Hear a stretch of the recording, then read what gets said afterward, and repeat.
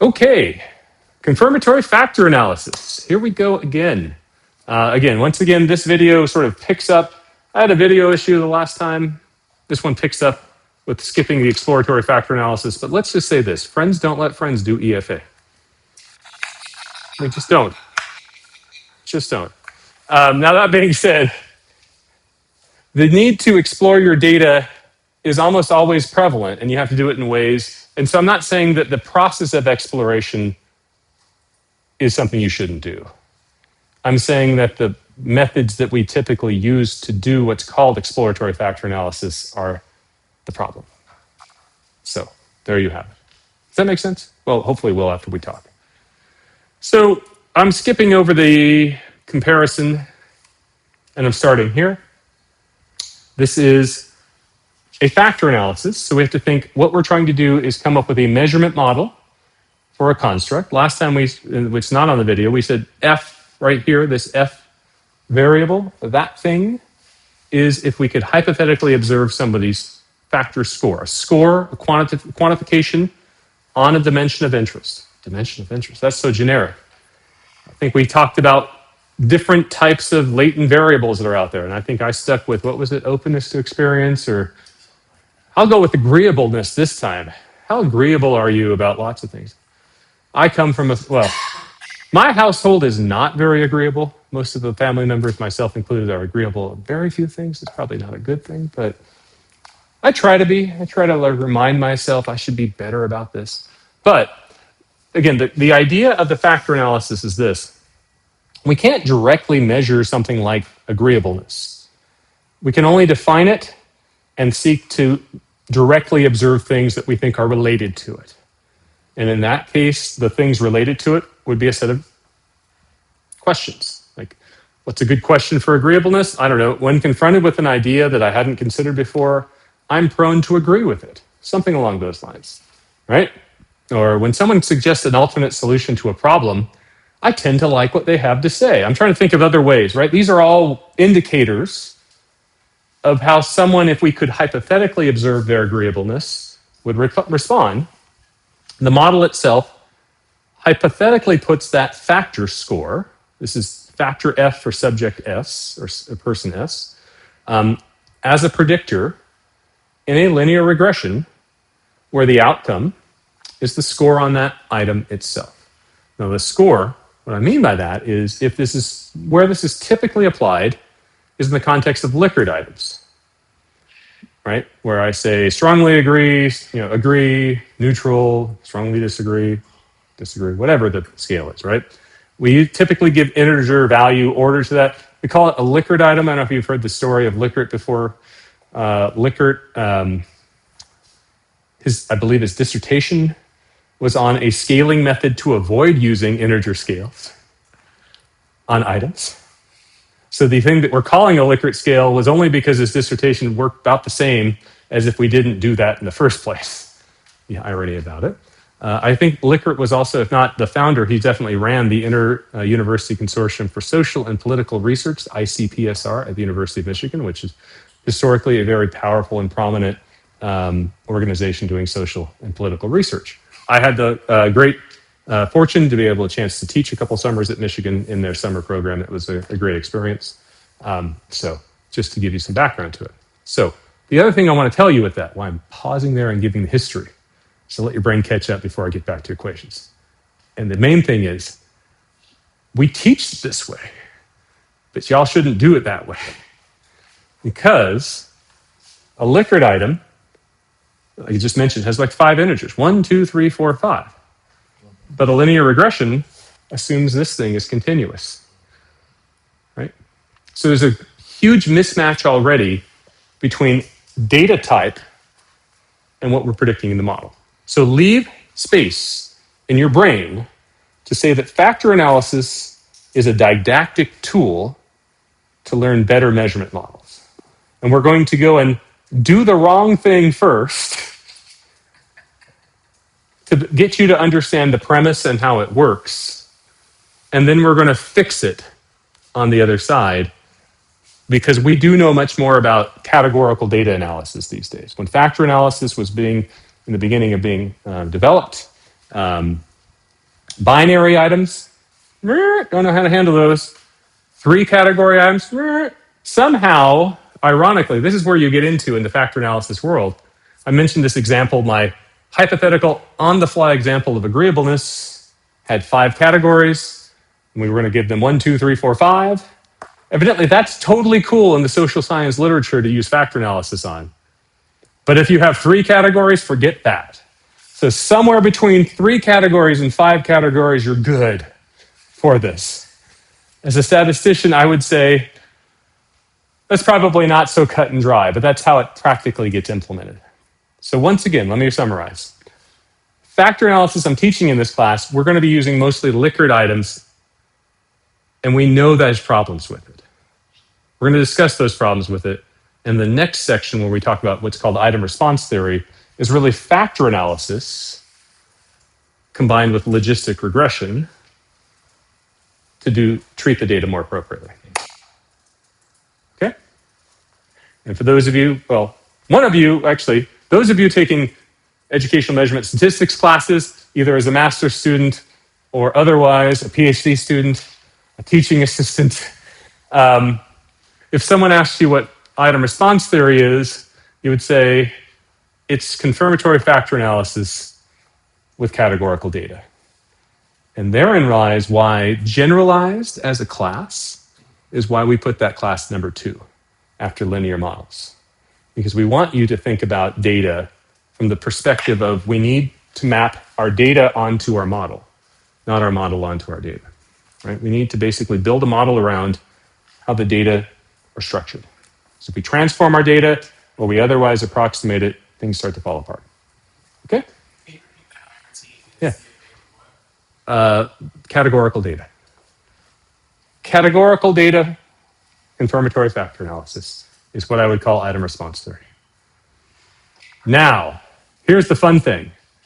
You say that to some of the faculty who do item response theory, and they will be offended. And why is that the case? Because in large part, a lot of these methods are taught in different disciplines and siloed when they don't have to be. And I was really lucky to come to through grad school at the time where we certainly recognized it. My first mentor who taught me a lot of this was Rod McDonald. His book put them both together, the 1999 test theory book, which is a wonderful book. But then at the end of grad school, there was another book that came out called Generalized Generalized Linear Latent Variable Models, GLAMs. GLAM, GLAM. Anyway, Sophia Rabba Hesketh, Andrew Schrondel wrote this book. It was 2004, further emphasizing it, right? I always break this down into what's theory and what's your data. When I look at an equation, theory is the right-hand side. This is me saying, had I observed agreeableness, I would be able to map it and see how well this indicator is related to it with this equation. So that's theory. The left-hand side is my data. I just happen to collect Likert items. I'm going to call it a linear model. But if I had yes-no questions, like MMPI, Minnesota Multiphasic Personality Inventory, there's a lot of like yes-no questions. There's a whole bunch of yes-no personality instruments because they work fast, right? You can say yes-no. If I had done something like that, my data would not be something where anybody would agree that we could do this linear model for. So my data may change, but my theory stays the same. So when you look at a model, you have to think, how do I map my theory part right here onto my data? And that's what this process that we're about to build measurement models for goes for. And again, if you only study IRT, you may not see it as a measurement model. If you only study confirmatory factor analysis, you may not see IRT as being part of the same family easily as well. But I think most of our knowledge these days does combine each of it. So take pity on those who may get very angry if you said, Jonathan said this. They will not agree with me, but I'm right. And I'm going to prove it. So that's me and my attitude. There's my agreeableness being low again. All right. So last time, actually, any questions on that before I go a little bit further? We still have a break at the same time, even though I had the interruption for homework. Okay. So the unit of analysis and factor analysis is the item, right? That is different from the test score, which is what Lisa's slides and my slides have tried to talk about from classical test theory, which is why That previous example with with the path analysis, all of those scales were in it. It was done sort of the wrong way because all we had was the sum score for each of those scales. Probably should have done it differently. But, so we have each item here. I mentioned last week, this is like a linear regression where you didn't collect X, and I thought that was somewhat magical. I remember when I was a student thinking that was hard to understand. How could we estimate these parameters if we didn't collect X? My answer to you last week, and I'll have it on the recording this week, is we're able to do that because we have multiple equations in the same model. When we have a sufficient number of items where this applies, we can use mathematics to write a likelihood function that doesn't have F in it, and we can estimate parameters. And if we really want F, a factor score for a person, we can go back using, I like to use Bayes' theorem, there's other methods as well, where we can flip that around and get a point estimate of their factor score, plus also a distribution around it too. There's a lot to that too. So if you're into test scores, if you're going to be working in an industry that sells test scores, educational measurement, some of the personality assessments as well, something worth getting into. But for us right now, we're going to focus on how the model works, okay? So again, there were different parameters to this. The intercept for the item is mu. It looks like a linear model. The slope is something we call the factor loading lambda. Error, we usually call it residual with an error variance or residual variance. Each of these has different terms in factor analysis, but they mean the same thing. Mu is called the item intercept. Each item gets a specific parameter for it. Lambda is the factor loading, right? The slope. And the variance of error, in this case, is something called the unique variance. Unique, that means it's variance unique to the item itself, rather than common variance, which would imply something about the distribution of the factor itself in a population, how people vary, in my case, on agreeableness. Okay? We talked about item discrimination. So to summarize this quickly, the term item discrimination says how related each item is to the latent trait itself. The index of that in factor analysis is the factor loading, or the slope. In item response theory, if you're an item, well, we'll get to that. It's still the same. Just say that. The parameter symbol changes for certain fields, but the concept remains. We call it discrimination. It's discrimination meaning the bigger the loading, the quicker the predicted score on the item goes up as a function of the factor. And I tried to draw that last time. Item difficulty, on the other hand, is the intercept, which really describes item difficulty is a very old term that based on cognitive or, like test items, right? Assessment items. Proportion of people who answered it correctly is an item mean, right? The lower the proportion, the higher the difficulty item. That's where that comes from. Right? It's actually flipped. It really should be called item easiness if you think of it that way, right? We borrowed the same name of it. In some fields, we call it severity, but honestly, most psychometricians would just call this item difficulty. It's the intercept. It's indexed by the intercept. Okay? Yes? How does that, I don't see a data listed on the slide, so how does see if it relates to theta? Theta. Okay, so if you were in item response theory, from the educational perspective, because item response theory goes by item factor analysis in psychology and social science. But in the educational perspective, theta takes the place of F. It is the quantitative measure of a person's latent trait, the hypothetical score on the dimension you can't observe. Does that help answer your question? But hang on to that though. Let's let F sink in for a couple weeks, get real familiar with F, and then we'll mix it up, all right? That's part of the problem in teaching this stuff, because literally I mentioned last time 1904 is where Spearman started. Like, we tend to think one of Spearman's first paper is quantifying error in tests, and that started basically factor analysis.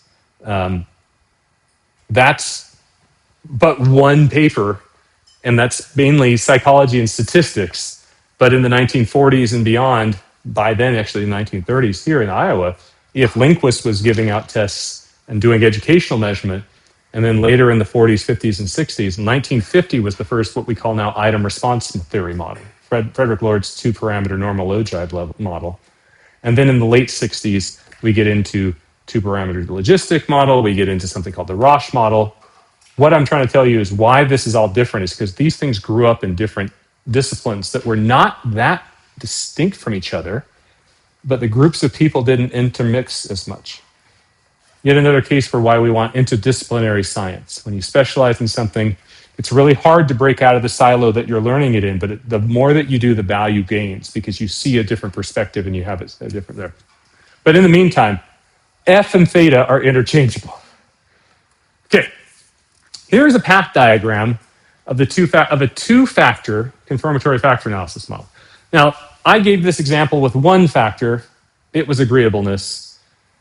This is if I had agreeableness and, let's say, neuroticism, yet another one of the big five. All right, give me some synonyms for if someone's neurotic, using English, what synonyms would you use to describe a person who might be neurotic? Anxious? Antsy? Hyper-focused? I don't know, maybe maybe not. So yeah, antsy, anxious. Anyway, what's that? Distrustful. Distrustful. So let's imagine I got agreeableness and neuroticism, right? So the factor is denoted here with a circle. And this is yet another convention of path diagrams. In the social sciences, path diagrams for the measurement models look like this. It's less so in educational measurement. You don't usually see this often because it's unidimensional scales dominate, so drawing this looks the same for almost anything. And then when you get into directed acyclic graphs, the shapes don't have any meaning anymore. Or social network analysis, that doesn't have any meaning anymore. So when you start to see this, I'm going to give this to you, this image perspective, if you're reading it as if you're learning this in the social sciences. Right?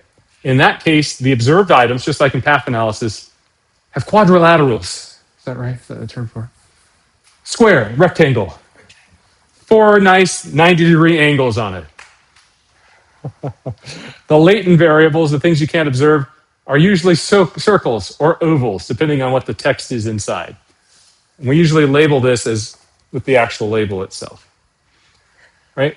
But once you denote that, once you have that distinction, the rest holds. Right? If we could observe F1, what would the path diagram say? There's a direct effect of F1 on Y1, Y2, and Y3. That's what it says. If we could observe F2, its direct effect is on Y4, Y5, and Y6. Put a little bit differently, that's the path analysis. Let's talk about it from a survey design. I got less than a minute left before break. But from the survey perspective, we would say these 3 items measure agreeableness in my example. These 3 items measure neuroticism.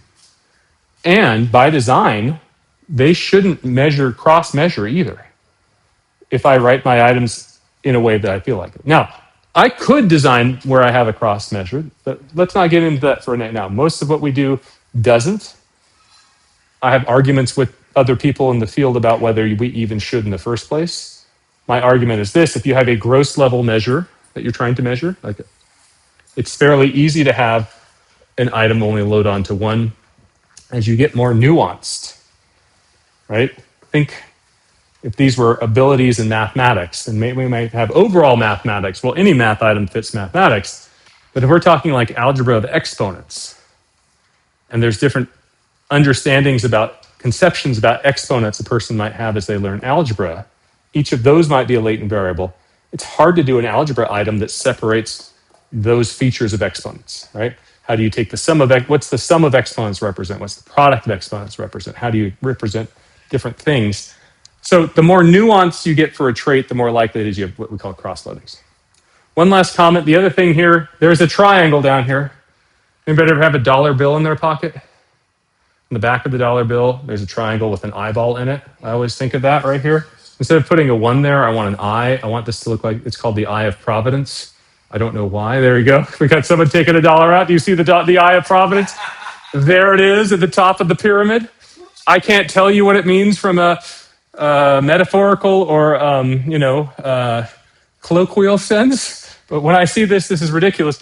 The triangle is a late addition, I'd say, to the path diagram. Late being like 1980s, and it's sort of remembering that. Remember, in a path model, I was like showing you the path model. I'm like, okay, this is mapping onto a multivariate normal, but the path model only describes the part that's the covariance matrix.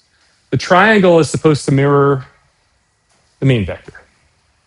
And the people are like, wait, now that we learned more about it, we started running out of shapes. So this is really where I say circle plus square does not equal triangle. This is a schematic representation of a model. But at that, I'm a minute late to break. So let's take a break here. Come back in 10 minutes, and we will resume the fun. And 10 minutes has passed. It feels like 10 minutes later, as the SpongeBob example would be. Let's get back to this. So again, circles represent things that are latent. You'll see the latent variables of circles.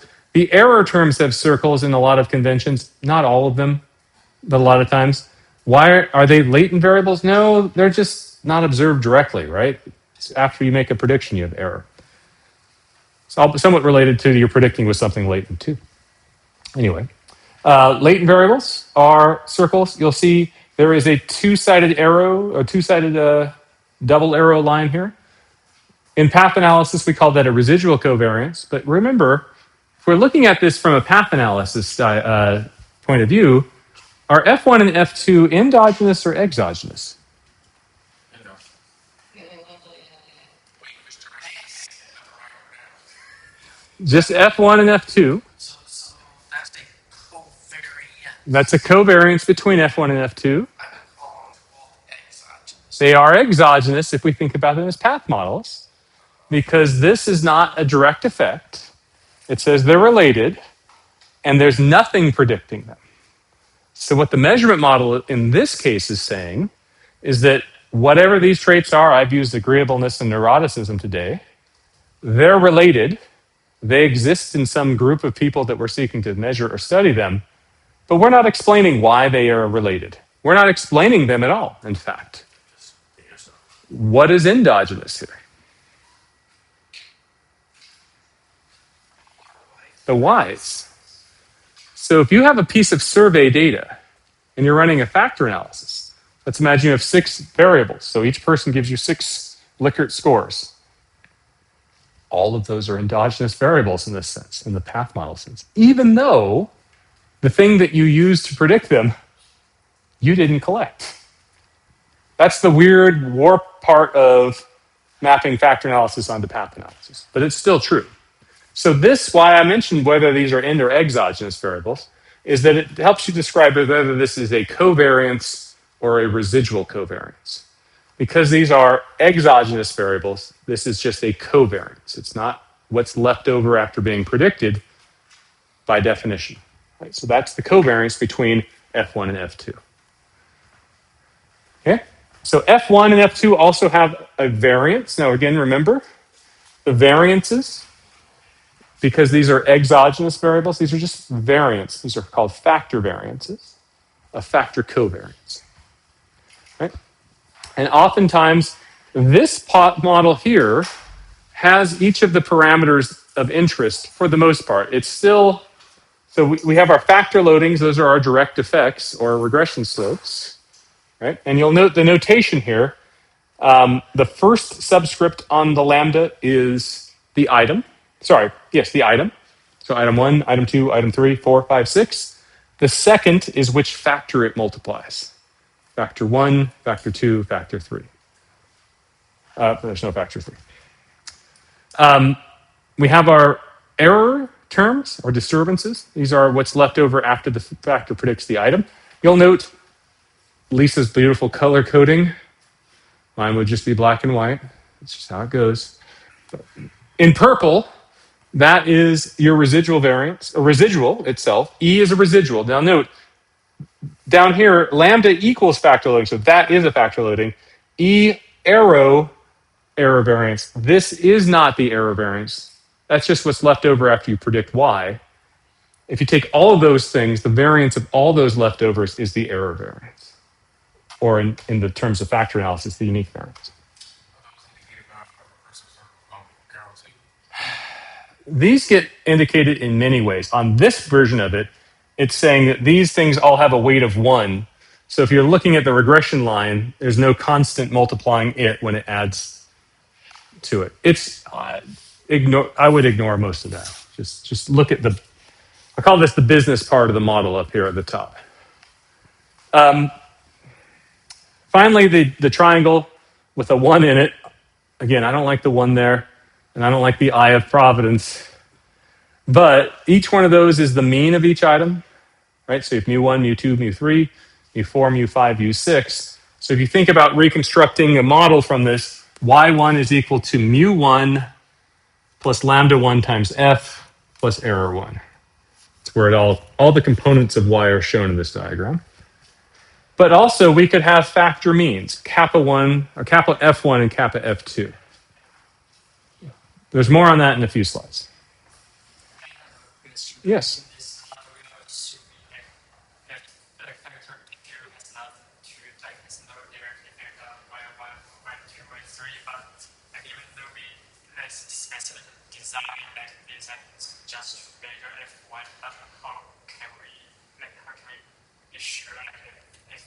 It's great. How can you be sure a path model fits?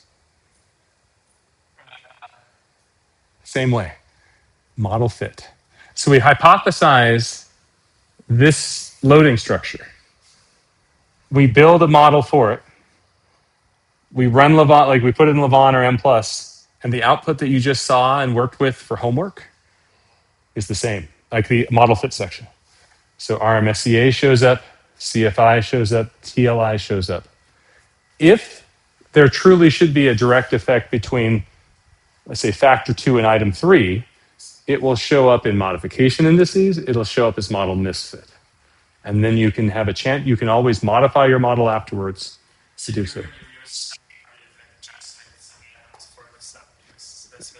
That's right. Start with it. The reason for that is, if you're writing these items, right? If you start the test construction process or the survey construction process, more often than not, if you're measuring agreeableness, you'll have items that are specifically tied to agreeableness. If you're measuring neuroticism, you'll have neuroticism items. You may come up with an item that does both, right? But then you would just specify the loading for it as well, right? So in this process, this diagram that you see here would come from a process where the test creator hypothesized these two factors and said specifically that these 3 items only measure factor 2, whereas items 1, 2, and 3 only measure factor 1. Does that help answer your question? Awesome. Okay. So taking that equation, we can put it into, that path diagram can now be put into model form, right? So we have 6 items, 6 y's, 6 equations. So this is a simultaneous 6 regression model. Each one has an item intercept, mu1 through 6. The first 3 items have lambda, have a loading for factor 1. So you see the second subscript is all 1 on those.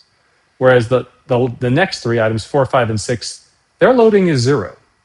If it's not specified in the path analysis, it's fixed to 0. Right?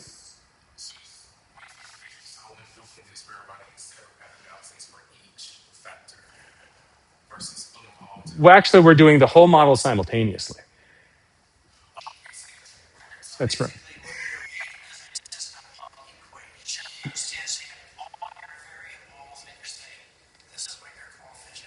That's exactly it. Exactly. So if you were building this, if you observed F, it would be the same thing, right? Maybe I'm not as explicit in my code where I put 0 in front of the other predictors, but it's effectively there. It's just 0 times that. The value then has a residual. So you get to decide how many factors there are, right? There's 2. Are there 3? Right? It's up to you.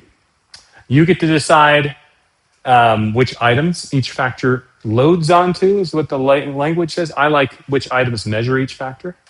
I like that better because the items are the indirect measures of the factor.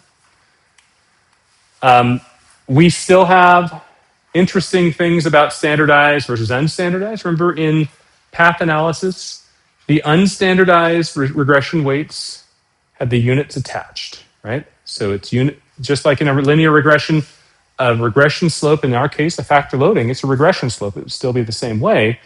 Lambda 1, 1 is the change in y1 for every 1 unit of f1. That's an unstandardized idea.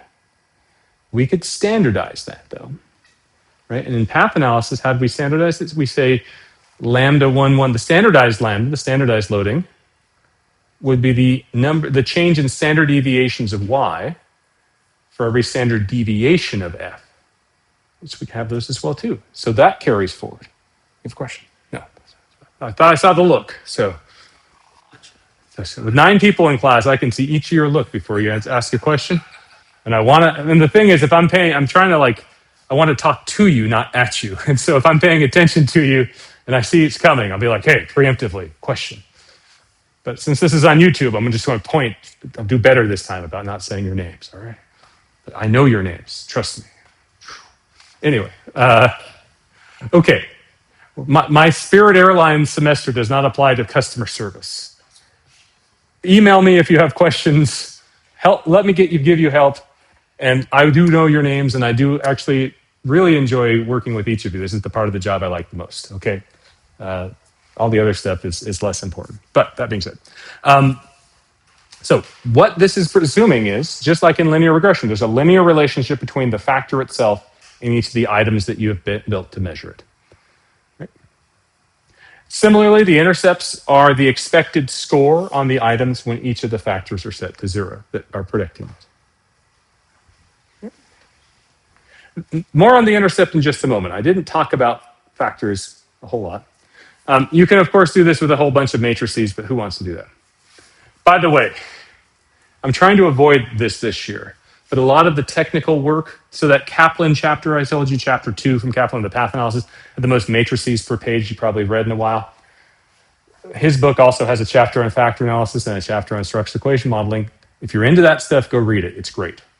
But if you're not trained in matrices, you're not the audience for the book. But Brown's book is very good at that too. So you get the concept. You don't necessarily need the matrices unless you're going to study how things work underneath the hood, or hypothetically speaking. Right? Okay, what is the model really doing? Almost sounds like a conspiracy theory. What's the model really doing? I don't trust factor analysis. No, I'm just kidding. That is the question that I asked as a junior in Sacramento State in 1997. That's why I'm on the journey I'm on right now. So careful when you ask that question, right? We don't have these observed F values, these scores, but we don't need them, as I mentioned before. The F values, or the scores themselves, actually are random effects. If you haven't taken a multi-level class or a mixed model class, you may have not heard that term before. But if you do have taken, how many of you have taken a Lisa Hoffman, like clustered multi-level or longitudinal? Anybody? Yeah, right. Okay. Remember the random intercept model? There are some of these models where we'll make this factor loading 1. When we do that, that is purely a random intercept. Actually, when we get to item response theory, the Roche model is a random intercept model. Okay?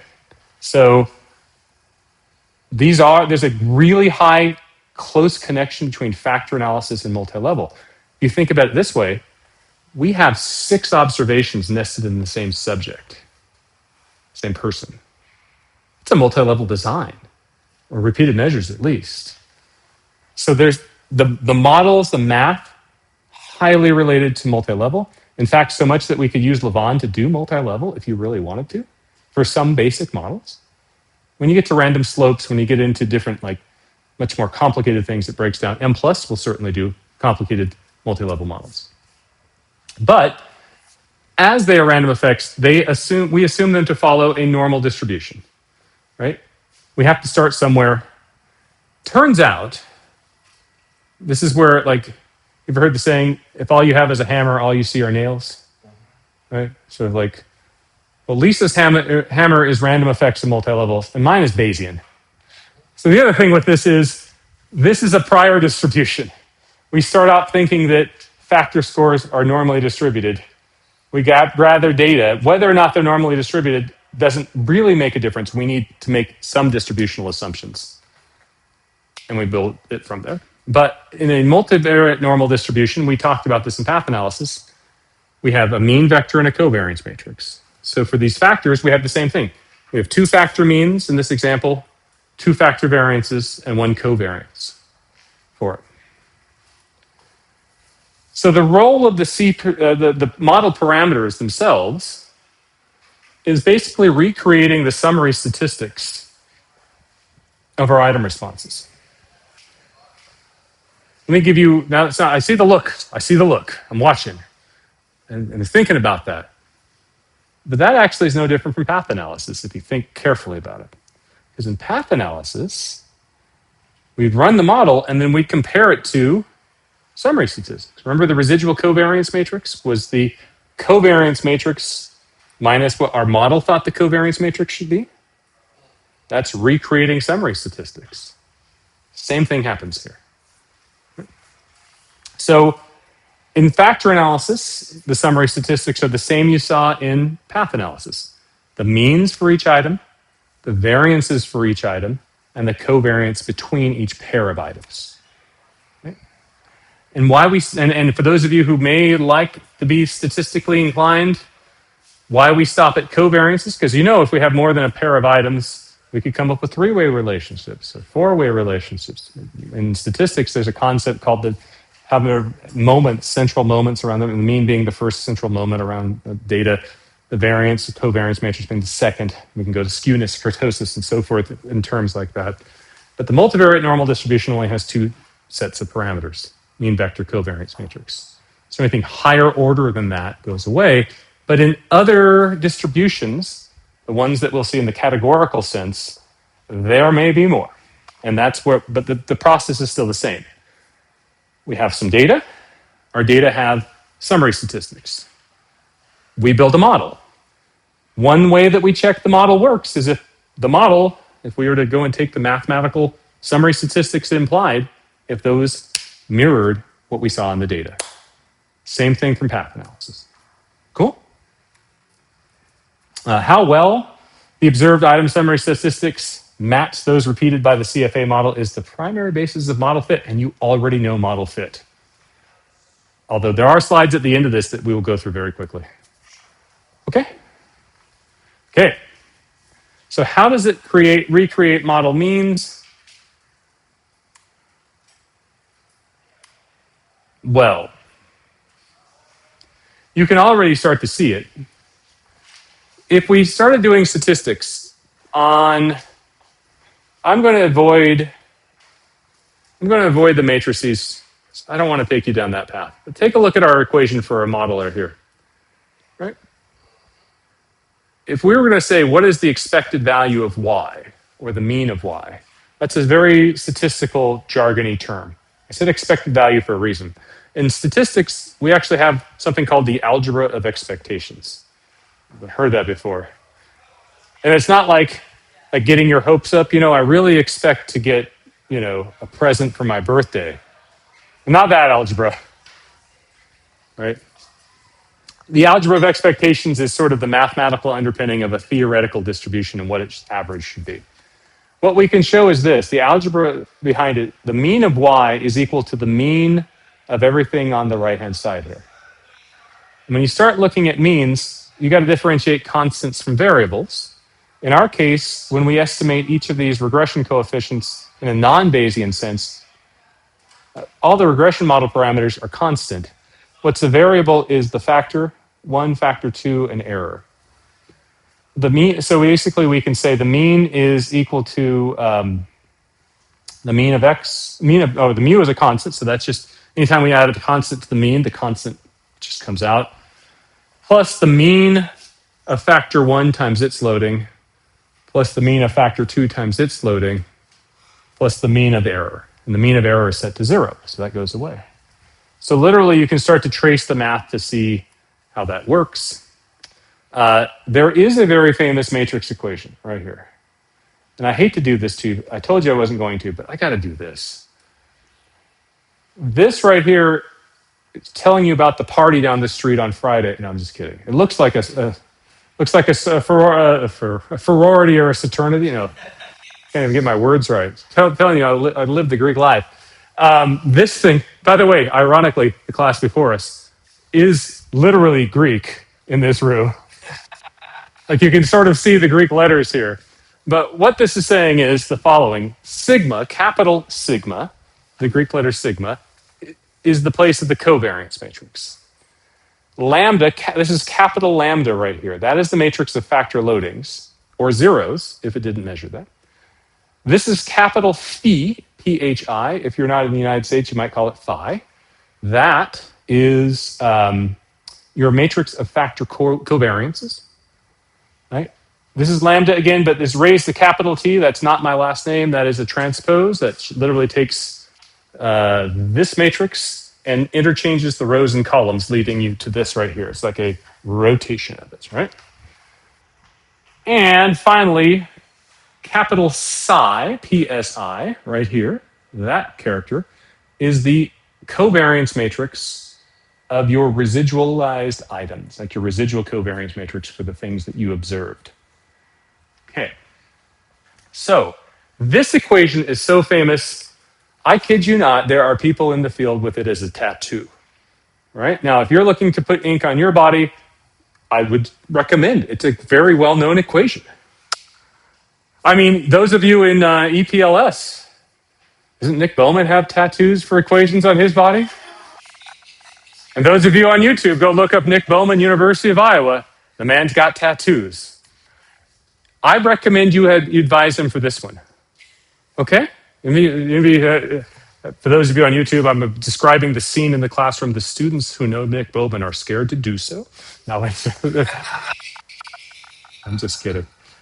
Although I do understand he did consult at least Lisa on a newer tattoo, but I don't know. Anyway, there are people I know that have this tattooed. I'm not one of them. I save my tattoos for Bayes' theorem or later. But this is telling you what happens. So the model parameters are all in these matrices here.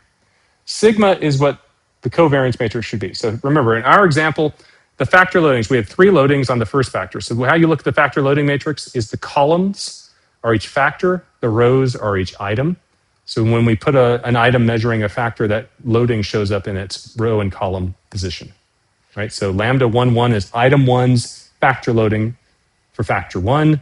Lambda 4, 2 is items 4's factor loading for factor 2. Cool? Okay.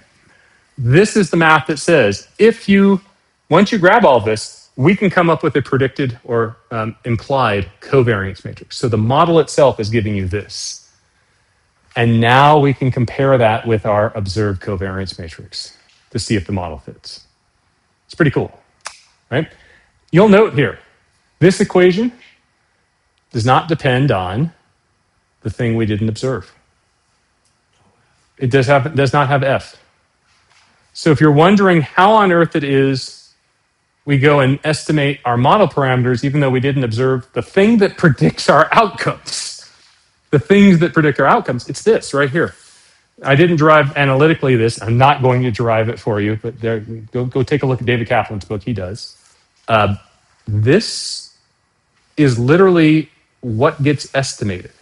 So if you think about what's going on underneath the hood of the computer, Levon says, I have this set of parameters, and I'm going to go build this into a covariance matrix, and I'm going to figure out what maximizes my log likelihood with this in it. So the search is for figuring out these parameters. F is not one of them. So you can do it this way. It's pretty cool. There's your magic. All right. So if you want to see, once we do the matrix math all together, these are matrix equations right here. But once we actually make the matrix product, this is what it results into, right? Down the diagonal is a very interesting form, and the off diagonal is a different form. In the diagonal, you've got loading squared times factor variance for the factor of the item that item measures, plus unique variance or residual variance for that item as well. Right, so that's what the diagonal is. In the off diagonal, you have the variance of that factor. Like in this case, item 1 and item 2 are measuring the same factor. The variance of factor 1 is multiplied by both of those factor loadings. The way that we would describe it in the old days is something called the tracing rule. If we want the covariance between y1 and y2, we multiply the parameters that we have to get going up the path. Lambda 1 times sigma squared factor 1 times lambda 1, 2. That is the kind of old-fashioned way of doing it. If you got matrix algebra, you could do this. So the loadings control how related items from the same factor, how related the items from the same factor are predicted or implied. Right? So if the reason why we're thinking about this is, I did not directly measure agreeableness, but I put things related to it together. What we should see is that variance, or the items within a factor, should have a stronger relationship together than items between. Right? And this is the beginning of that, right here. So same thing with factor 2. How related the items are the product of the factor loadings for them times the factor variance. So the higher the factor loadings of two items, the more related they are for the factor. Together. Second, in the off diagonal, how related they are comes from, again, the tracing rule. Trace things up and over, but it is the factor loading times the factor covariance times the other factor loading. So the factor loading is still around, but the factor covariance is there. Now here's the fun thing about factor covariances. Remember, covariance is bounded. And in a covariance matrix, we could change a covariance matrix to correlation. Right? A covariance where we divide it by the product of standard deviations becomes a correlation. So that means that this covariance between factors at its most, could be equal to one of these factor variances. But that's at a very unstable mathematical position. It's a positive semi-definite matrix at that point. Maybe even not positive definite, meaning it can't be inverted. So this covariance is saying, yeah, these items will be related, but because the covariance is likely to be less than the factor variance, their relationship will be smaller. Right? So what are we saying? Items that measure the same factor, higher relationship. Items that measure different factors, even though the factors are related, lower relationship. Cool? Okay. So the role of the CFA model parameters, the data. Basically, each of the model parameters plays a role in that mean vector and covariance matrix of our multivariate normal data. The item intercepts try to give you the item means. I have to remember, we talked about what the mean of y should be. It's the sum of each of these terms, and in the case of f1 and f2, it's the mean of each of those times the factor loading. Let's imagine that we just make things easy, and we call the mean of factor 1, 0, the mean of factor 2, 0, like they're standardized factors. That's the average, 0, like a z-score. If we did that, then what you see is this part goes away because the factor mean is 0, so that's 0 times that loading. This part goes away because the factor mean of factor 2 is 0. The mean of error by definition is 0. So when we specify our factors to have 0 for mean, our item intercept is exactly equal to the mean of our data. Which is another reason why, like in path analysis, I said at the beginning of today in the homework description video, that item intercepts often don't get counted depending on which textbook you're listening to. And the rationale for that was the model parameter, the intercept, sort of completely saturates or estimates those. The same thing happens in factor analysis. The item intercepts almost, unless you put a constraint on an item intercept, meaning you fix it to a value or you fix it equal to a different item's intercept, it will always equal the data's mean, which is sort of interesting, but at the same time not that interesting. Yeah.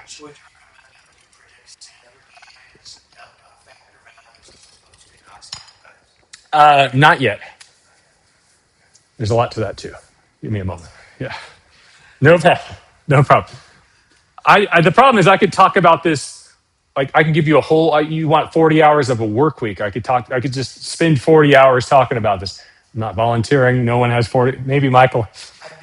You'd make 40 hours. I wish I could make 40 hours right now.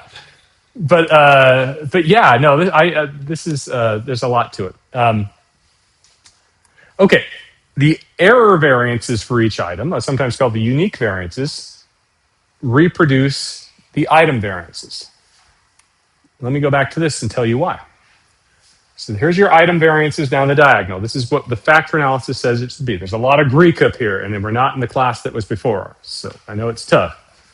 But look at the end of the plus right there.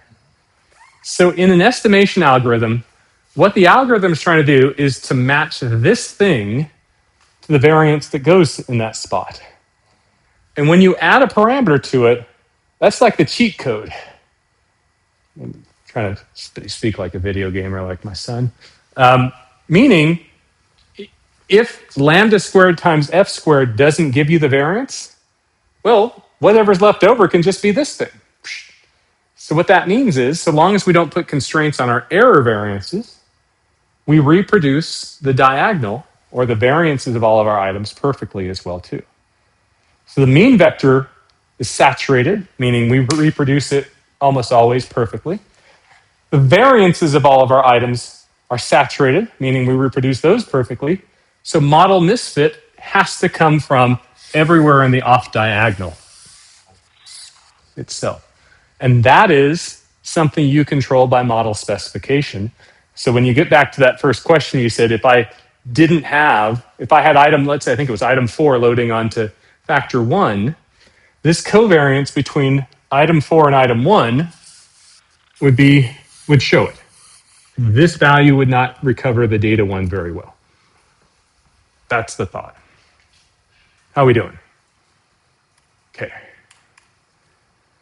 So there we go.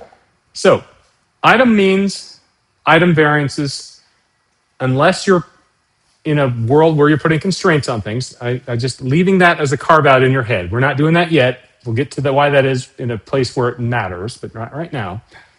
These things are often forgotten because they fit perfectly. It's your covariances where the problem lies. Okay? And we saw a remedy for covariances. I'm going to introduce an answer to your question now, but I'm going to foreshadow it. When we saw that there was a problem with the covariances last time, we had several remedies, right? We could use direct effects, or we could use a residual covariance. The residual covariance, I said in path analysis, was not really cheating.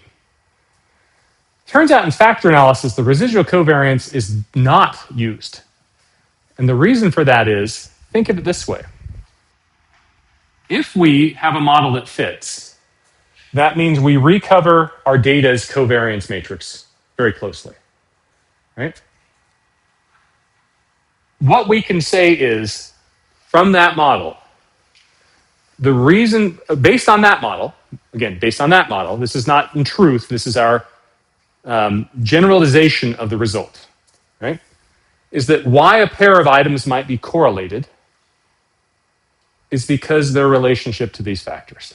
Or better yet, the reason why this indicator and that indicator are positively correlated is the factor, and only the factor itself. Right? And if we have two factors, it may be two factors, right? So, but what we're saying here, why is item 1 and item 2 correlated? It's only correlated because of factor 1. They both measure factor 1. Why is item 4 and item 5 correlated? It's because they both measure factor 2.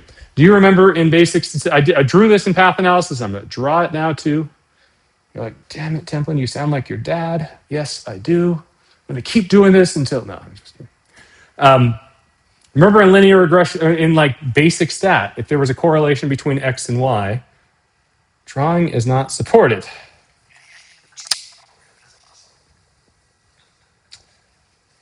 That's my notes. There it is. Now it's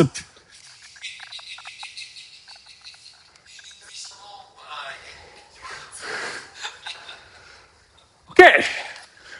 So I am now going to mime what I was going to say. You're black. I know. I just say it this way. If X and Y are correlated, there's three reasons why, right? X predicts Y predicts X, or Z, a third variable, predicts X and predicts Y. In our case, the factor is Z. It's the third variable. So you may have two items that are correlated, like 4 and 1, or 3 and 1, but the reason they're correlated based on this model is solely the factor. If you add a residual covariance between item 3 and 1 because it doesn't fit well, it's no longer just because of the factor. And so what you end up doing is weakening your validity argument as to your thing you're measuring. So think of it this way. I'm going to say in this model that the factor represents, let's say factor 1 is someone's agreeableness. I'm agreeable. The heck I am. I'm not even agreeable with that statement. All right, fine. Look, as a kid, my favorite cartoon characters were Oscar the Grouch and Donald Duck. All right? That tells you a lot about who I am. Fair. And that's why I go and do peer review now. All right? I'm a reviewer. I'm an editor. Scrooge McDuck was pretty good. But no, if you have a correlation here and the model fits, you're saying your hypothesis as to why that correlation between indicators existed was because agreeableness is the thing that causes it, why they're related. If you could observe agreeableness, you wouldn't, if you control for agreeableness, that correlation goes away. That's synonyms. If you're saying the reason why X and Y are correlated is because of Z, if I condition on Z, the correlation goes away. It's a feature of graphs, right? It's a feature of models. But if you put a residual correlation there, it's not just Z anymore. So the way I like to describe it this way in factor analysis is, if I'm building this scale to measure agreeableness, and if I have to use a residual covariance to make the model fit better, I can't call it agreeableness anymore. I have to call it agreeableness and other things. Or if you permit me to do a Lisa thing here, agreeableness and stuff. So yes. What's your scale measure? Agreeableness and stuff. What? But yeah, so if you're looking at papers in your field that have factor and analytic results, look in their method section of the results to see if they have a residual covariance. The argument, the thing I was just telling you, where I said if you condition on the factor, the correlation goes away, that actually has a very important term in psychometrics. And I don't care if you're in classical test theory, item response theory, if you take this class from me, if you take it in the educational measurement, if you take it in a silo of either discipline, we all say the same thing about this. Conditional independence, meaning if we know the factor score, the items become independent. If we knew the factors themselves, the items would be independent. Is a hallmark or a very big property in psychometric measurement. And in measurement models, that's it. So when model fit doesn't go well, you can add a residual covariance. It will fit much better. But what ends up happening is just like in the diagonal, you just add a plus sign there and the residual covariance shows up. So it fits the model perfectly. So it literally is the cheat code, but you weaken your validity argument. It's no longer agreeableness, it's agreeableness and stuff. It's no longer factor, it's factor and other things. Okay? The weirdness of it, right? If you observe the variable, totally okay, because you know what that thing is. You can lay eyes on the variables. If you don't observe it, you have to rely upon philosophical ideas. This idea that once you condition on the factor, the correlation disappears, to make the claim that this is truly a latent trait that goes there. Okay? Anyway. And yes, that, like I said, we may have different notations, we may have different ways of describing it, we may not all agree that they're measurement models, but we all agree that conditional independence or local independence is a hallmark of defining what a trait happens to be. There you have it. And thereby, by the way, I just mentioned it's a validity argument, right? We usually teach validity in intro level classes, and as we get into the stat part, we sort of forget it. I'm guilty of this myself. But hear me out here. If that thing doesn't fit, that also weakens our validity argument. What I'm getting to is the first step in building a validity argument After, of course, describing your process of creating items, sort of the content validity. The first argument quantitatively for validity is model fit. Because if the model doesn't fit the data, it's telling you that there's something else here that you're not accounting for, and there's stuff needed to account for it. Factor and stuff. There you have it. Right? Okay. The world does not see it like that. When I say the first step in a validity argument quantitatively should be model fit, over a lot of people's heads, different fields. But when you trace it back to conditional or local independence, this idea of zero correlation conditioning on the factor, it really comes back. All right. Soapbox over. Questions? I'm going to tell you right now, that homework is going to have a 2-week deadline because I'm not giving you the skills you need to do it. I might just, don't even work on it this week. Take this week. There's only one chapter to read in factor analysis. Read that chapter. Come back next week. I'm going to tell you that right now. I will fix the deadline after class. Okay? Okay. There are 2 types of parameter solutions, and we saw this before, standardized and unstandardized. Standardized, just as we saw before, units of y per units of the factor. And by say units of the factor, or when I say units of y, I mean on the scale itself. What is a unit of y? If it's a Likert item, it would be going from 3 to a 4. Right? What is a unit of f? A factor score, if you could observe it, of 0 to 1, or a factor score of 1 to 2. It's the unaltered units, or the raw values of what the scale happens to be, is an unstandardized solution. So if you use unstandardized solutions, they're useful when comparing solutions across samples. So if you collect a group of people here at Iowa, and let's say, I don't know, you have a collaborator at a university in the South, in upstate South Carolina. I don't know why I'm mentioning that. You collect the same data from a different sample there. This is a way of describing if the covariance matrix and the mean vectors are the same across the samples. That's one way of looking at it, because they're on the units of those covariance matrix and means. Alternatively, the way of looking at it is we're predicting this direct item means and the covariance matrix. Right? And this is the equation for what the variance of y is. Again, this thing that you see here came from the matrices. I'm not going to focus on it much. Just understand the concept. None of this, by the way, none of these equations are going to be the exam. You're not going to remember, I'm not going to ask you to remember equations unless they are fundamental. Maybe I'll ask you to remember the tattoo equation. No, I'm going to ask you a question on exam, hypothetically. If you were to get a tattoo of anything of this class, what would it be? There, see, like an open-ended question. Like, how can you get that wrong, right? Only a sadistic instructor. I may be disagreeable, but I'm not that. I'm like, you could just answer anything. Yeah. Going back to the content, standardized though is similar to what I mentioned before, but the implication of standardized. So standardized before, the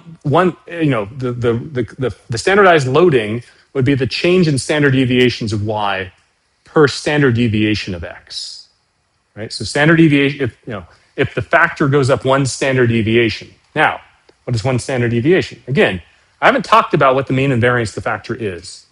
Come to find out, you actually have to figure those out too. But 1 standard deviation increase in the factor brings about X number of standard deviations increase or change in y. It turns out when you use the standardized coefficients, it's like you're looking at data that have been made into z-scores. Right? The means are all 0, the variances are all 1. And how many of you teach basic stat?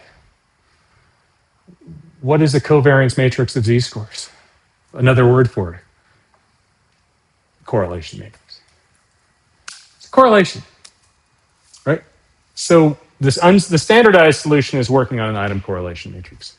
This is a difference if you learned factor analysis from an exploratory factor analysis perspective. You may be doing like your input into SPSS or some other factor analysis software may have been a correlation matrix. Okay? This is the difference between how we do things in the model-based or likelihood-based version of it. We're working directly with the data. The data have units, and only when we look at standardized solutions do those go away. Okay. Actually, there's one other part I wanted to say here. The standardized intercept is sort of ridiculous.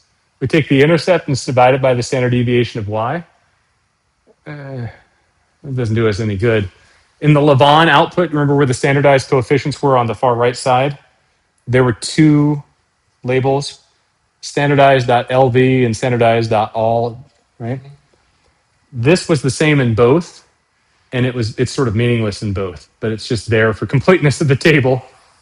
The standardized factor loading, the way that we take it, remember, the factor loading is units of y per units of factor. And using my terrible chemistry example, my apologies to the chemistry student in the class, we want to cancel those units. So we multiply by the units of the factor and divide by the units of y, and we get our standardized coefficient. And then some interesting things happen. Number one, this is the correlation of the item with the factor itself. So now you have a direct interpretation. Remember, we talked about we can't directly observe agreeableness, but we can write questions that we think are related to it. Our factor loading really is, when we standardize it, the correlation of an item with its factor.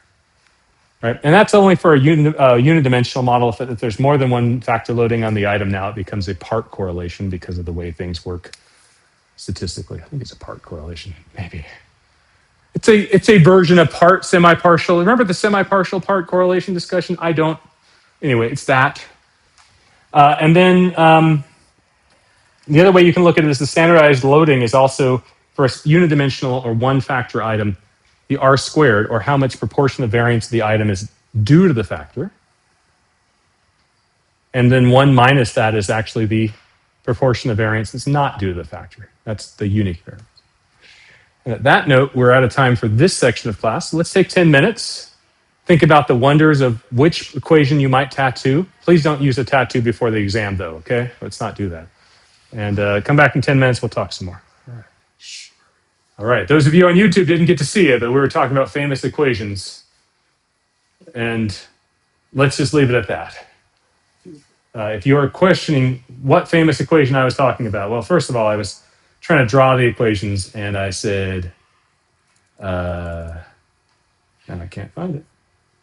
There's two. There's the factor analysis covariance matrix. X transpose X inverse X transpose Y. I put a V inverse in there. That's your least squares estimates in a linear regression. Then I showed the equation for the Bayes theorem result of factor score means and variances. And that thing's crazy, but I was trying to describe how you got there. If you're interested, email me. Or go look up my class from 2015. But, all right, so here we go again. Model predictions. I struggle with the word predictions. We're not predicting covariances. It's sort of just a function of the model itself, right? This is just what happens. I'm being pedantic. This is where Lisa and I, is it a prediction? Is it not yet? It's kind of a prediction. I'll admit it. Try to be somewhat agreeable to get there, but remember, I'm like 2 standard deviations below the average of agreeableness usually. But here we go. Items from the same factor, the unstandardized solution is the covariance, right? We saw that. The factor loadings times the variance of the factor. And the standardized solution for the variance of the factor is actually 1. So those are the standardized loadings. So that means the only reason for the correlation is the common factor. And again, that was what I was describing in the last section of class, where I said if you condition on the factor score, the correlation goes away. It's another way of putting that is the only reason for the correlation between items is the factor. And that goes by the term local independence or conditional independence in psychometrics. That is a fundamental theorem, a fundamental concept that we have to have. It establishes the validity of our scale. Right? Without local independence or conditional independence, you have to say that this is the agreeableness and stuff factor. Right? Items from different factors have the covariance in between them or the correlation in between them for standardized. And the variances are additive. We saw that before as well, too. So again, we have our path diagram here of our CFA model. Now, all of these parameters all at once are not identified. You can't estimate everything. So here's the hard part about factoring. So this hour will be described as the identification hour, which is like happy hour. Actually, it's the opposite of happy hour. It's like sad hour. Let's be real. Like, how many do go to school to say, I'm going to study model identification? I'll bet none of you. And I'll bet I'm right. Maybe you. Maybe. But here's the thing. We didn't observe the factors. So how on earth are we going to estimate the mean of something we didn't observe? Or the variance of something we didn't observe? Right? We say, oh, kappa 1 or kappa F1 is factor 1's mean. Sigma squared F1 is F1's variance. Factor F1's variance. There's a covariance between the two. This is where the fun part about factor analysis really goes crazy. There is no mean. You have to go and identify it. You have to set some constraints on your model to figure out what that is. So there are two parts of model identification. Remember, in path analysis, we talked about identification also. We had something called the T rule, right? Where we had to count up all the number of parameters, make sure that we had in our model, make sure that was less than the number of parameters in that multivariate normal with the number of endogenous, exogenous variables we have. In factor analysis, we have to go a step further. We have to figure out a way to give each factor a mean and a variance. What does a mean and a variance do for each factor? Think of it this way. That is our scale. But actually, let's go a step further. It really necessarily implies, what's the unit of measurement of a factor? Remember, unit of measurement. What's the scale of measurement? What are we trying to do with it? So remember, introstat again. I think introstat's where I learned it. We talked about scale of measurement of variables. We started with things like nominal, right? Nominal variables are colors, red, yellow, whatever, names, right? Ordinal, all right? A person who's came in first place in the race, if all we know is the place that they finished, we know that they were faster than person 2, but we don't know how much faster. Then we got to interval, where we said, well, I know that 1 unit apart is the same. So if a person is, let's say, a score of 2 is the same distance from a score of 3, as a score of 1 is a distance from score of 2. But in an interval scale, we didn't have a ceiling and we didn't have a floor, right? It wasn't like number of items correct, right? The number of items correct has a 0. You can't get negative items correct. I've tried. You should see my high school transcript. What's that? Right minus wrong. Yeah, that's a different scoring. But if my scoring method is every right answer counts as 1, every wrong answer counts as 0, you cannot get a negative score. In a factor, in interval scale, it's not something we often think about, but it's true. Theoretically, we don't have a floor and we don't have a ceiling, right? We just know that if you're negative infinity plus 1, forgive me mathematically for that being a thing, that negative infinity is 1 unit higher than, or 1 unit lower than negative infinity plus 1. That's what interval tells us. The interval, the distance of 1 is the same whether you're there or here. Turns out factors are interval level measures in concept. In practice, there is a ceiling and a floor, but we'll get to that later. So in concept, these are interval level measures. So what does that tell us? We need a mean and a variance because we're not going to have a score that has any interpretation without it. So we have to do something to figure out the mean and variance. That's the first step. The second step is to make sure the model itself is estimable. And this will look very familiar, right? In your path analysis, we counted the number of parameters. In your factor analysis, you count the number of parameters. However, there's one extra step, and I don't think this is on these slides. But when you specify the loading matrix, right? When you specify your loadings, this matrix here, you have to have at least one constraint when you have two factors. Meaning, I can't estimate all the loading all at once. For two factors, I have to have a constraint. I'll get to more of that in just a bit. My watch is interrupting me to ask me how I'm feeling. I'm feeling great. How are you feeling? You mind if I log this real quick? I think I'm feeling. Let me see. This is an interval scale, right? This is a Likert scale. Log. I mean, I normally don't interrupt myself with this. Although I had a professor once that ordered pizza for his kid in class. Yes, YouTube. I'm filling out the Apple Watch app. I'm doing very pleasant. Would you like to know why I'm very pleasant? I love talking about this stuff. And you know what? I really enjoy that you're my students. So I'm just going to be grateful for all of that. It's really hard to talk about, but I really enjoy it. I have not yet, but I'm sure I'm planning to do so, yes. But that being said, this matrix here, this factor loading matrix, has to be in something we call lower echelon form, which means this. You can estimate all the loadings of one factor. For the second factor, you can estimate all but one. If you had a third, you can estimate all but two, et cetera, et cetera, et cetera. Okay, so there is one extra step. But truly, so really, if I were to go and interpret this slide, I should have made a part 3 with this, but I didn't. I'm sorry about that. But let's go back to the scale for a little bit first. It turns out there are two ways that you can figure out the mean of the factor and the variance of the factor. The first is really easy. You set them yourself. Right? Does that seem like cheating? No? I'm glad to hear that. I was going to say it's not cheating. No, can you think of tests you've taken that gave you factor scores? Almost all the tests that are standardized. The GRE. GRE. What is the mean of the GRE? Like 150, I think it is. Goes from 130 to one.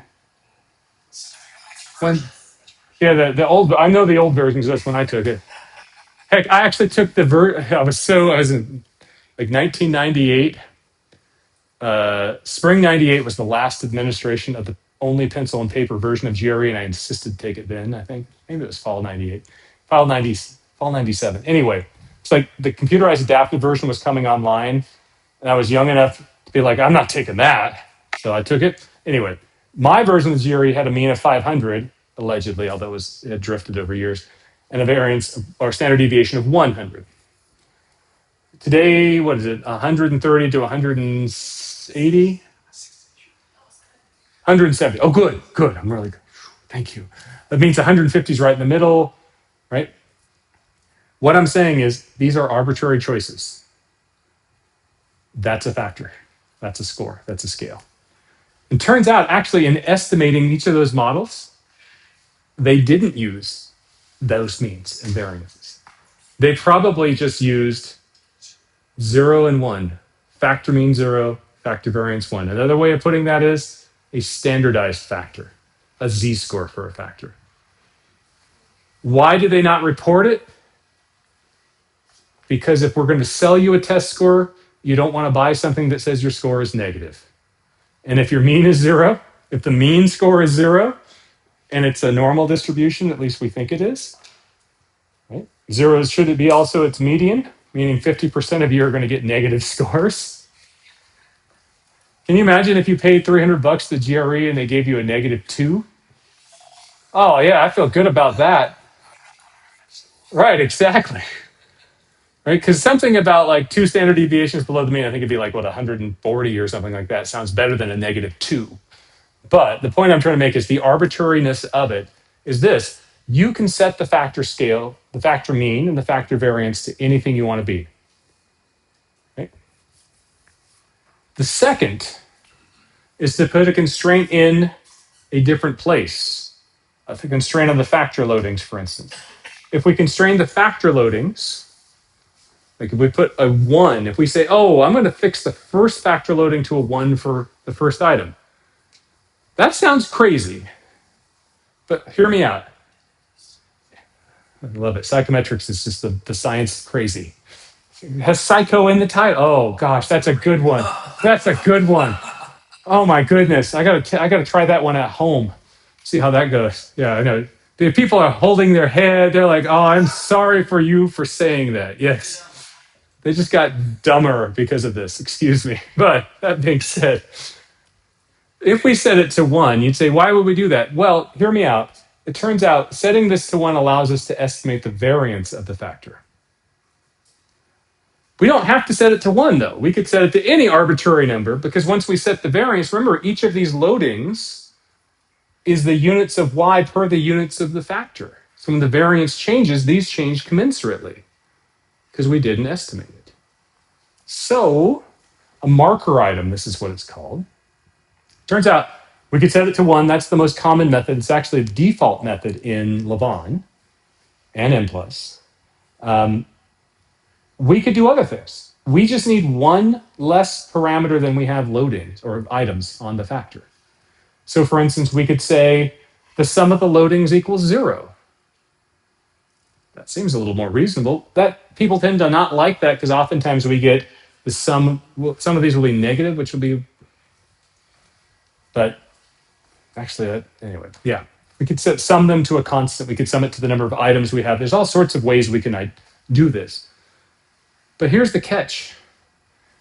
If I decide to make a standardized factor and you decide to do the marker item, the log likelihood for the model is identical.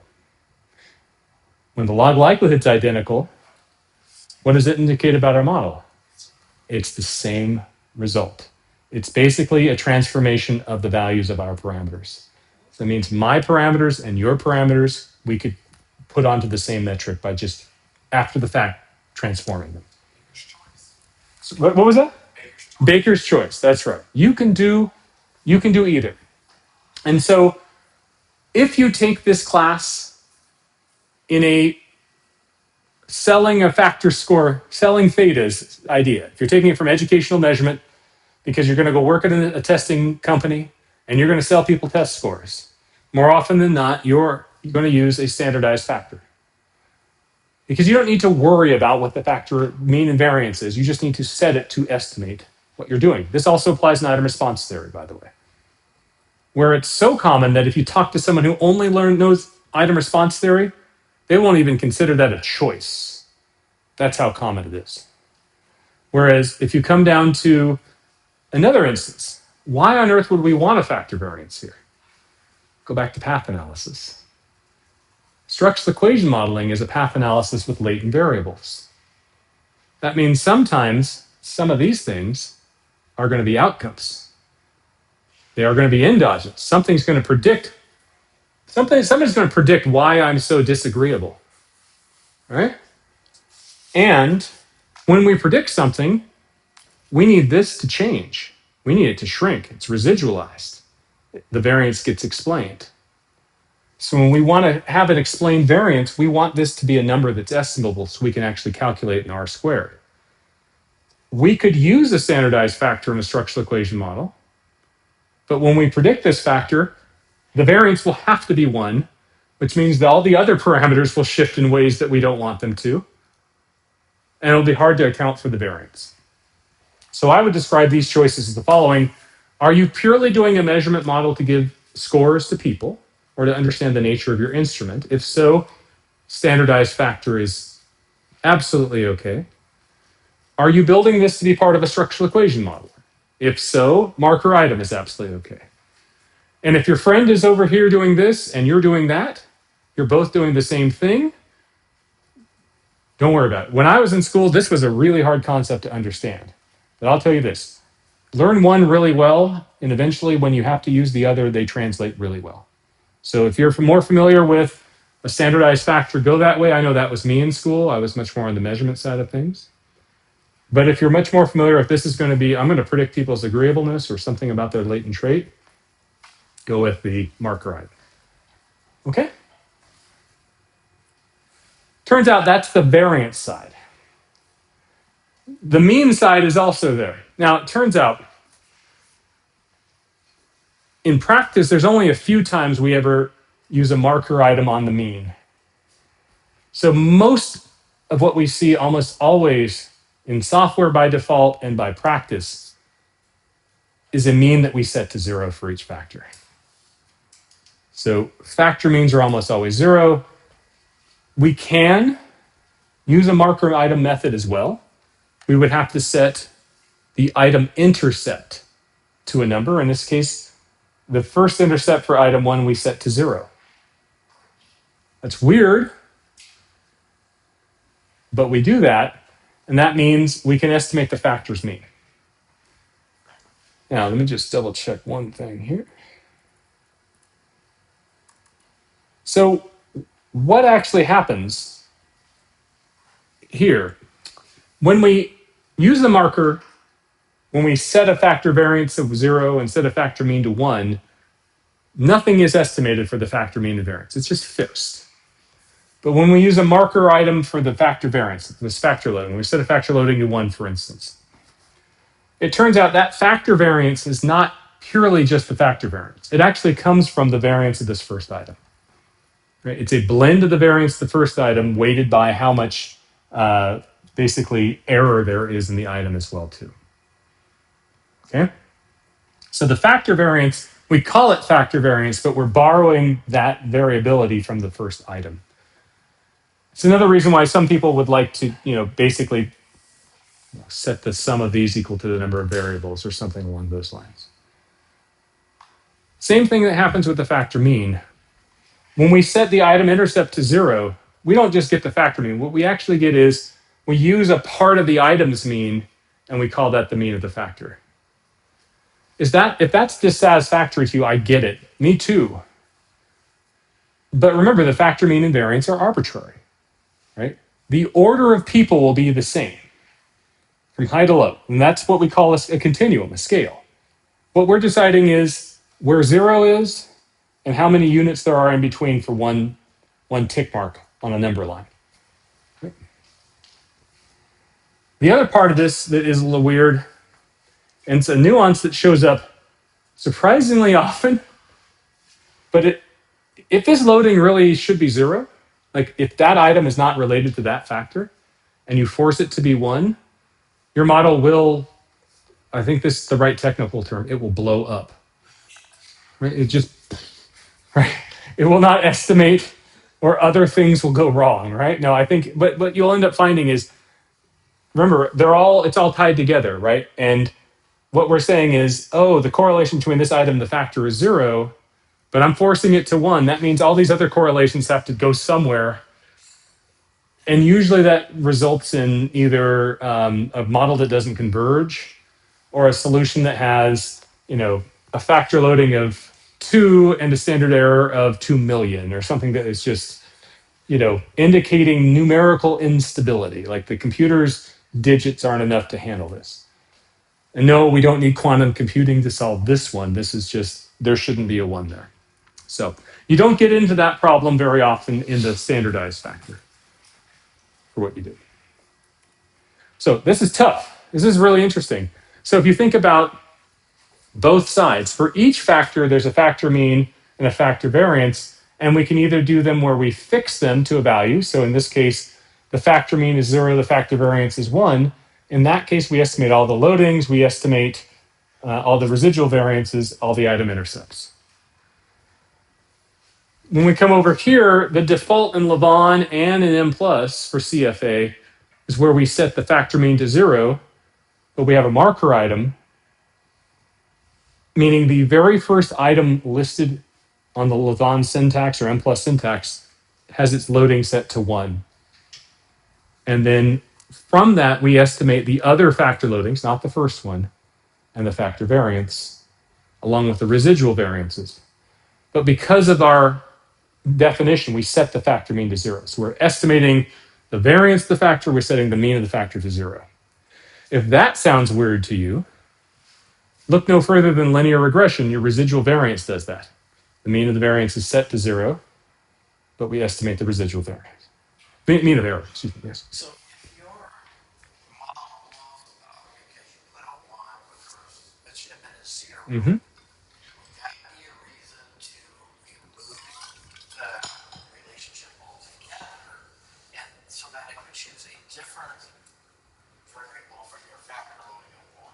Yes, that's exactly right. If it does blow up, one of the first things to try is to change which variable the marker is on. But would you still leave all three of them there? In this case, yes. Because if the original actually was a zero or a That's what I would normally leave it there.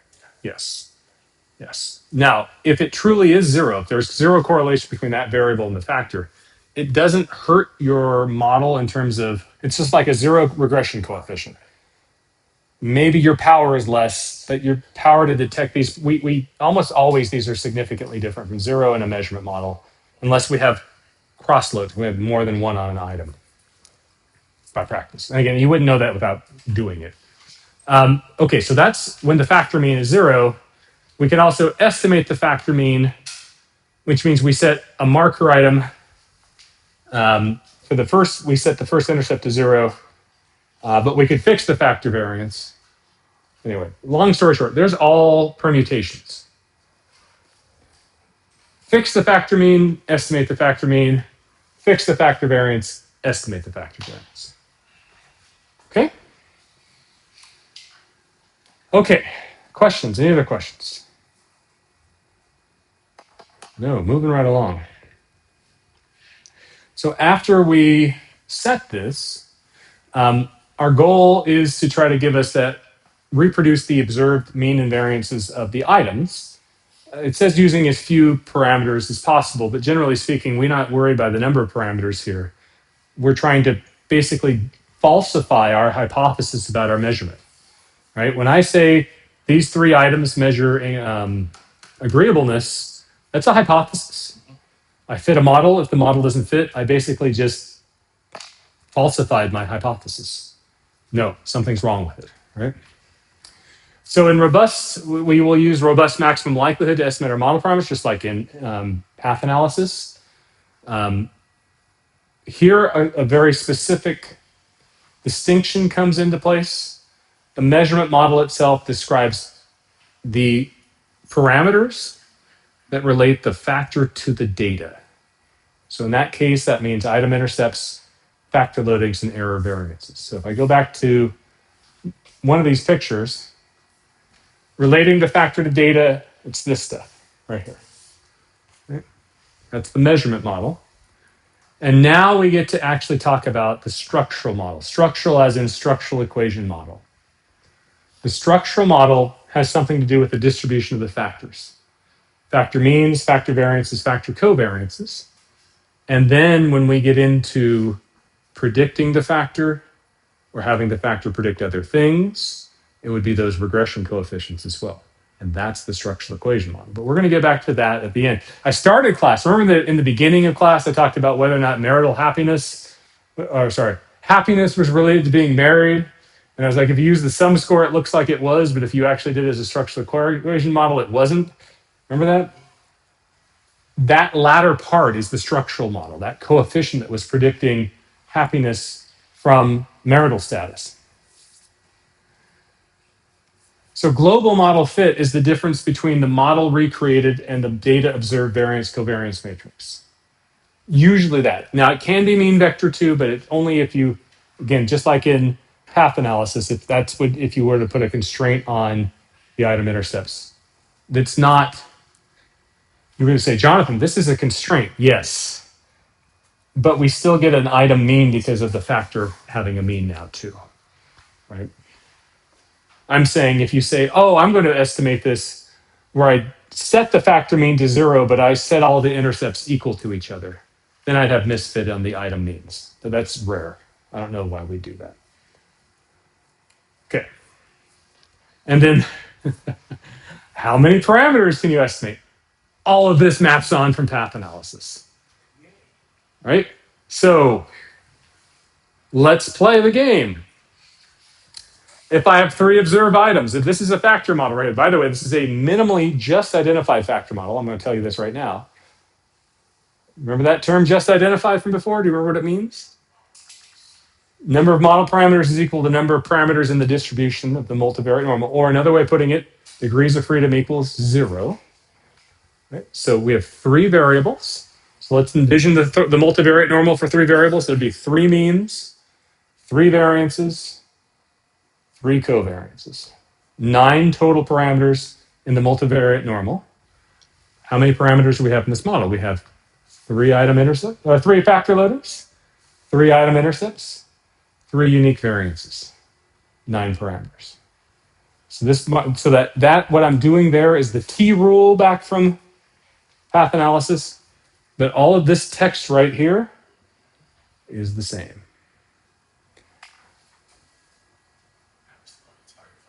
What's that? Okay, so it goes faster when I do that, right? And it's but if you didn't catch it in path analysis, now you got it pass number 2, right? It's built-in repetition. So that's where my thought was. Now, so I don't know. Did I tell you my story about how I got to learn how to be a teacher? They said, "Here's your class. Enjoy." I got no training as a teacher. What's that? What's that mean? On the job training. That's how it works. So like they hire you to be a professor. How did they keep you teach? Well, they thought the job talk was understandable. How you get feedback? Oh, the students give you evaluations. Anyway, so I'm trying to learn. I'm trying to learn. Hopefully, this shows progress from this. I hope not. Okay, under-identified means the same thing. Negative degrees of freedom. Turns out that won't even estimate. It's not possible. But for instance, if we have a model with only 2 variables, right? The multivariate normal says there's 2 means, 2 variances, 1 covariance, so 5 parameters. The factor model wants you to have 2 loadings, 2 unique variances, 2 item means. Of course, you could configure that differently with different identification, but there's 6.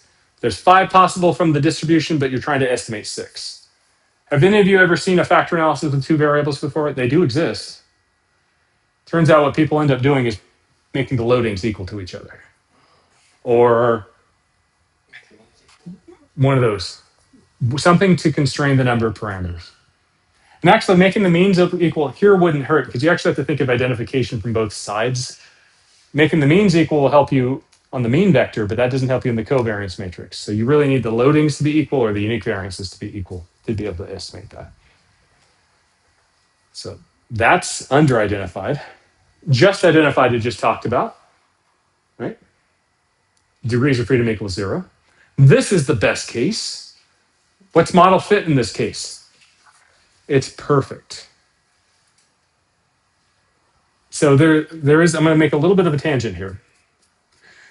Perfect model fit does not mean it's a good model in the first place. Perfect model fit means you can go and look at the model and describe its result.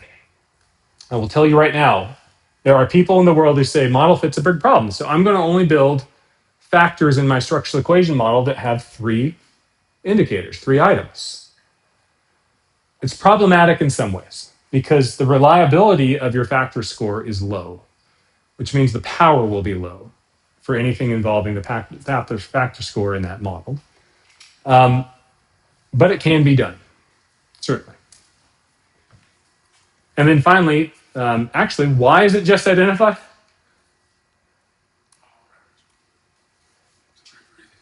Yeah, degrees of freedom is 0. But actually, when you have that, think of it this way. Here's a correlation matrix. What we can show is each of these correlations we can describe with the parameters themselves. If we go back to this right here, a correlation between items is the product of loadings, right? So we come over to our correlation matrix under 3 factors. We can say that the correlation between variable A and B, or better yet, the product of factor loading A times factor loading B is 0.595, AC is 0.448, and BC is 0.544. This is a series of 3 equations, and we have 3 unknowns. We can find A, B, and C and get our estimates for it. And then you're saying, well, that's the correlations. What about the variances? Turns out, you go back to covariances, you rescale those, add on the covariance, and you get those, add on the variance. And then what about the means? Turns out the means are the means. The end. So they're all just identified. And then finally, the best situation is when you have over-identification. The model fit here, For 4 variables, we have in our data 4 means, 4 variances, and 3, 6, or 6 covariances. Excuse me. Slow on the arithmetic. I'll show you matrices, but ask me to add. Forget about it. All right. Here we go. With that, you'll see that with the model, we have 4 loadings, 4 intercepts, and 4 error variances, or if you want to do marker items, you can still do that. Either way, we have 12 model parameters, 2 degrees of freedom. So now we can assess model fit. Okay. If you are going to use a CFA or a measurement model in your analyses, I will say if you do a just identified model, you may run into reviewers saying, where's your model fit? Just be like, it's just identified. RMSEA is 1, TLI, CFI are 1. Standardized root means are regarded residual as 0. Just identified means perfect model fit.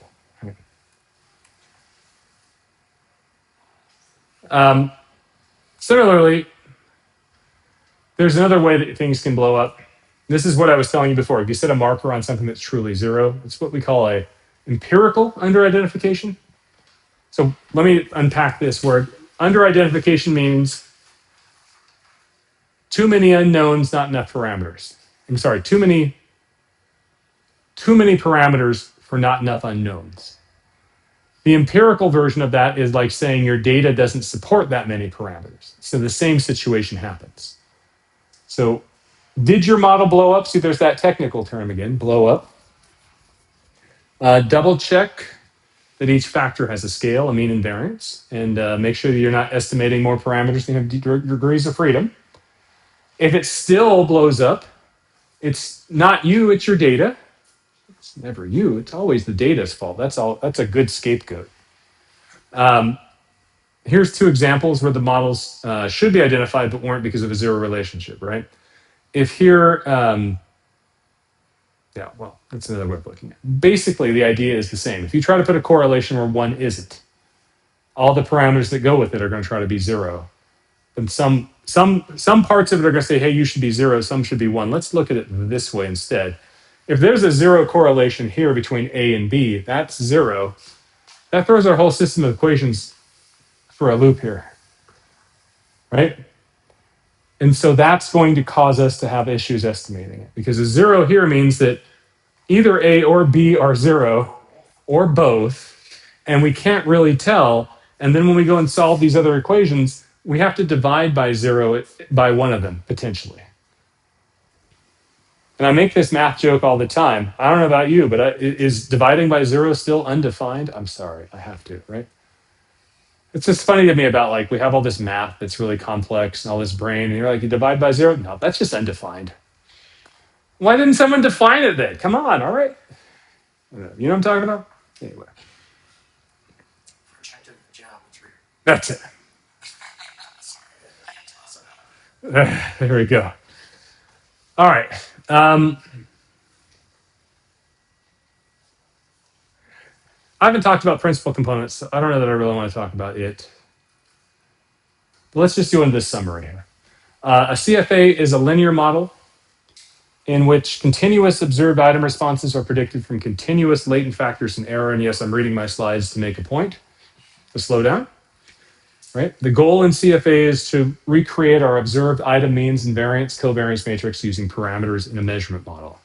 Those parameters are item intercepts, factor loadings, error variances, and also the parameters from the structural model if you estimate them. Factor means, factor variances, factor covariances. And by the way, at this point, I have to mention that model that had the 2 factors where we had the drawing on the board, the covariance, that was never a part of our discussion for identification. You can always estimate it. Okay?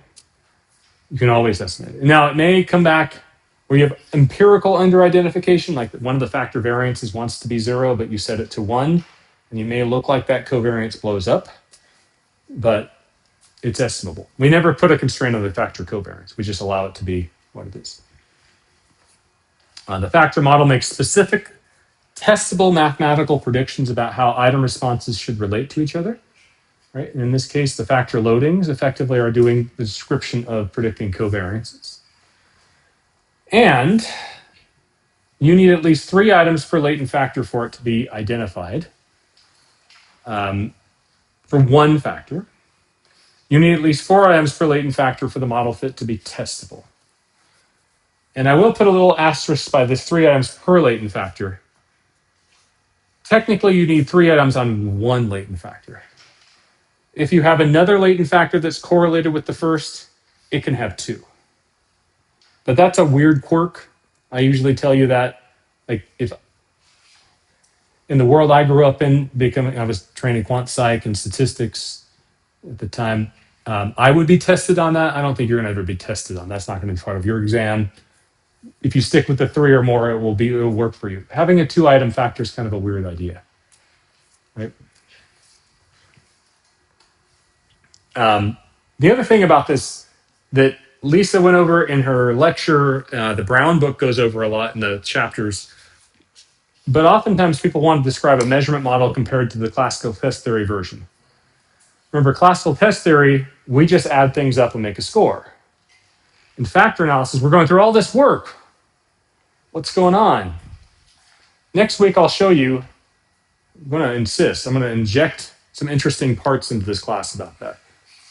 I'm going to inject it. Why I say that is because I'm using her slides, but I need to get my slides back. So it's like wearing her shoes, which probably wouldn't go too well because my feet are a little bit bigger. But I'm squeezed in, and we're going to go with this. She makes really good slides.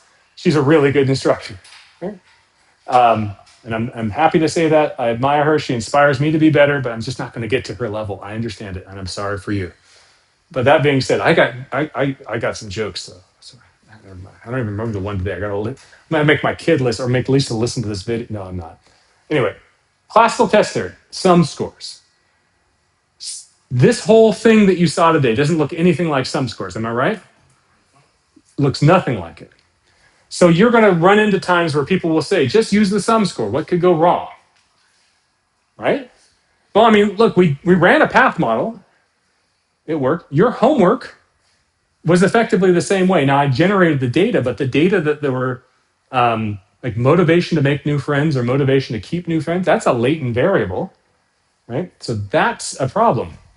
Well, here's the thing that CFA gives over classical test theory. In CFA, in classical test theory, there's no separation of observed item responses from the true score. The point estimate of the score is the sum of the responses. In CFA, the latent factor is estimated separately, which allows us to separate the interpretation of the trait from the specific items. Meaning, you could come up with a research design that gives, maybe you have 50 items on an instrument. That's too long for someone to take it. So instead, you put 2 30-item forms together, where 10 items overlap. We can do that in CFA just fine. The factor scores are then comparable. They're on the same metric. That thing would blow classical test theory up pretty quickly. We also separate the interpretation of item properties from the sample-specific people that we have.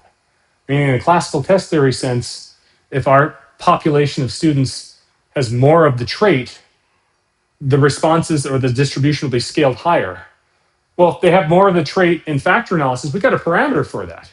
We're controlling for the trait. So we can actually let that parameter for a different group be different.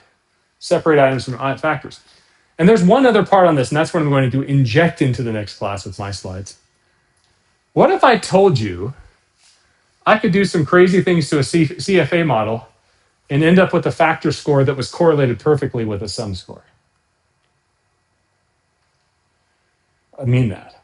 I can turn a CFA model into something that mirrors what we're doing in classical test theory. Now, I'll tell you how I do it. All the loadings are equal. All the unique variances are equal. I estimate one loading. I estimate one unique variance. I output factor scores. When I do that, my factor scores correlate with value of 1 with the sum score. When you see a value of 1 of a correlation, that is not a coincidence. That is a mathematical fact, right? The way you can see it is if you take variable A, add it to variable B to make variable C, doing correlation, all that, variable C will be correlated perfectly, right, with the other two. Or actually, you can't invert that matrix. Actually, all the information is taken. So what I'm telling you is actually, and this is an evolving part, believe it now, even of psychometrics now, there's somewhat of a controversy about this. But is classical test theory even a model? We're just summing up items. I'm saying actually there is a model that parallels it. It's literally called the parallel items model. That's what we're doing. Can you imagine what goes wrong? How well a model with all the loadings equal and all the variances equal fit our data? Probably not well, because what's that imply about the correlation or covariance matrix? The covariance matrix has the diagonal elements are all the same, and the off diagonal elements are all the same. Well, that's another topic. We'll hold off on that for just a few. That's a November topic, but we'll come back to that. That structure, that covariance matrix, sometimes we call compound symmetry. But why I say compound symmetry is that's your assumption in repeated measures ANOVA. And repeated measures ANOVA, there were professors here. Windfelt, Win was a student of Leonard Felt, went on to teach in South Carolina. He's still around. I get an email from him every once in a while. He's a really decent human being. Knew that the compound symmetry or the sphericity assumption in repeated measures ANOVA was inaccurate in the 1960s. So if it's inaccurate for ANOVA, you can imagine it's going to be really inaccurate for measurement models as well too. Anyway, point being, so how we doing? Turns out this next part right here is going to go much quicker. So, but I'm not diving in now. We got 3 minutes left. Where's your question? Do you have any questions on any of this stuff? So it is official. Disregard the homework that I had just assigned that has deadline next Tuesday. It'll be a week from Tuesday.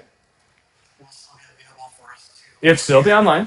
Absolutely still online. You'll need to get through the example handout that's online, which we will do next week. What I will do next week is I will cover this section. You'll note that model fit right here. Tell me if you've seen this before. Global fit, local fit.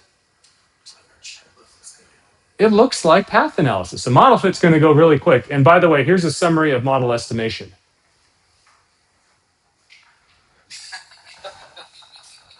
You put your data in, there's literally a black box that's saying, and then there. Any questions? No, you don't need to hear a lot about estimation. We'll go quick through that. Anybody else have any questions today? Sorry, you can please get up. I'm over here saying goodbye 15 different ways. It's a nervous tick of mine. All right. Have a great rest of your week. Thank you. Yes, we're taking a trip back to upstate South Carolina, but we will see you. It's only 2 days. What's that? Oh, no, that would be a lot of fun, but my wife won't let me do that. Yeah, no, I think we'll be okay with the hurricane, but let me tell you, if I could, yes. All right.